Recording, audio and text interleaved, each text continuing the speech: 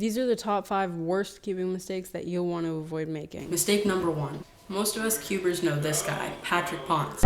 But what you might not know about him is he only solved on green and blue cross for 8 years. He was sub 7 and he decided he wanted to become fully color neutral. Don't make the same mistake. Once you're sub 15, it becomes very hard to switch because you have drilled those colors into your brain and you don't know how to do anything else. And later, Patrick Ponce got the world record single on yellow cross. So he never would have gotten world record if he didn't become color neutral. Mistake number 2. This is Bob. He learned how to solve a 3x3 years ago, and all he knows how to solve is 3x3 and 2x2. Okay, that's a bit of an extreme example, but I think learning multiple events makes cubing way more fun.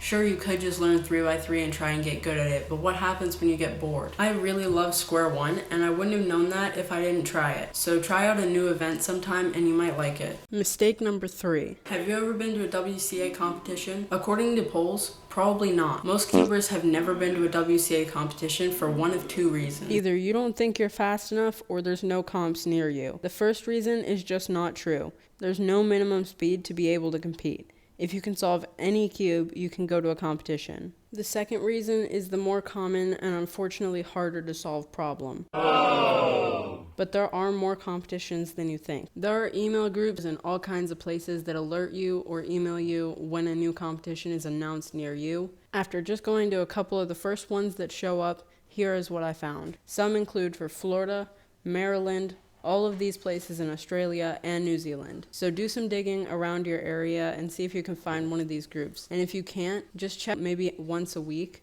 for a new competition. Competitions don't happen every day, so if there's one within a couple hours of you and you can go.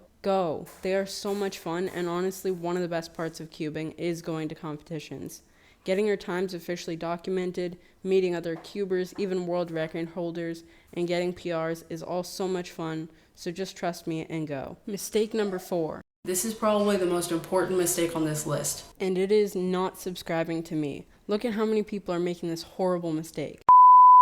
But here's the real worst mistake. Albert Einstein once said, the definition of insanity is doing the same thing over and over again and expecting different results. Albert Einstein didn't actually say that, but no one knows who did, so just go with it. If you're not doing anything new in your solves and just solving over and over again, how can you expect to get any faster? Spamming solves is only going to make you faster if you just learn something new and you're trying to implement it. Fixing your F2L algs, your cross, working on look ahead are all things to work on.